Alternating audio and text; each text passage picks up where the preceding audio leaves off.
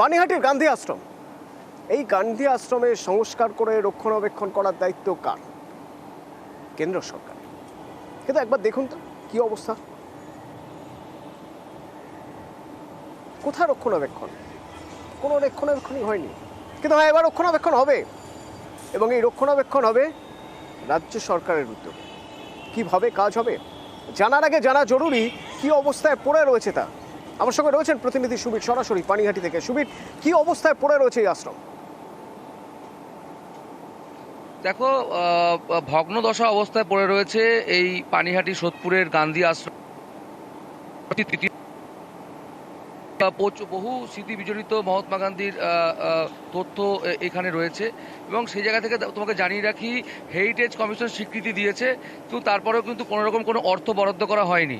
এবং তারপরে স্থানীয় বিধায়ক নির্মল ঘোষ এবং সাংসদ সৌগত রায় তারা মুখ্যমন্ত্রী মমতা বন্দ্যোপাধ্যায়ের সাথে কথা বলেন, এবং মুখ্যমন্ত্রী মমতা বন্দ্যোপাধ্যায় পর্যটন দপ্তরের তহবিল থেকে 30 লক্ষ টাকা, বিধায়ক তহবিল নির্মল ঘোষের তহবিল, বিধায়ক তহবিল থেকে 10 লক্ষ টাকা, এবং সাংসদ সৌগত রায়ের তহবিল থেকে 10 লক্ষ টাকা, মোট 50 লক্ষ টাকা ব্যয় কাজ শুরু হলো এই খাদি প্রতিষ্ঠানের। এবং এতে খুশি এলাকার স্থানীয় বাসিন্দারা এবং পর্যটন যারা রয়েছে, যারা পর্যটক রয়েছেন। এটা সংস্কারের ফলে কিন্তু পর্যটকরা কিন্তু এখানে ভিড় জমাবেন, এমনটাই কিন্তু আশা করছেন স্থানীয় বিধায়ক থেকে সাংসদ। ভিড় জমালে স্থানীয়দেরও ভালো লাগবে।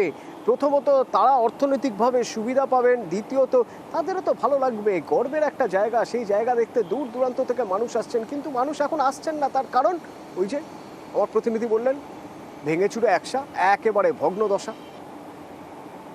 ঘোষণা করেছে যে হেরিটেজ কমিশন নিয়েছে, এটাকে তারা স্বীকৃতি দিয়েছে, কিন্তু এখন পর্যন্ত হেরিটেজ কমিশন থেকে সোদপুর গান্ধী আশ্রম কোনো পয়সা পায়নি।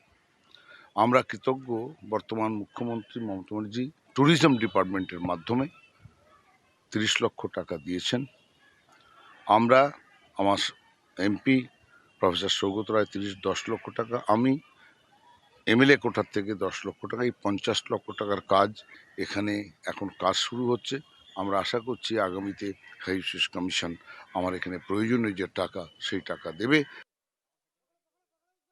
এখানে সতীশ দাশগুপ্ত বাংলার গান্ধী, ওনাকে বাংলার গান্ধী বলা হতো। এখানে থাকতেন, ওনার সাথে আমাদের মহাত্মা গান্ধী জাতির জনক, উনি এখানে থাকতেন। এনার এই খাট সব কিছু আছে। এখন মাননীয় মুখ্যমন্ত্রী অনেক কিছু রিলিফ টাকা দিচ্ছেন, সেটাকে করা হচ্ছে। দূর দূর থেকে লোক আসছেন, এখানে ভিড় আর কাগজ খাতা আছে, বহুত দূর থেকে লোক আসছেন, দেখতে আসছেন।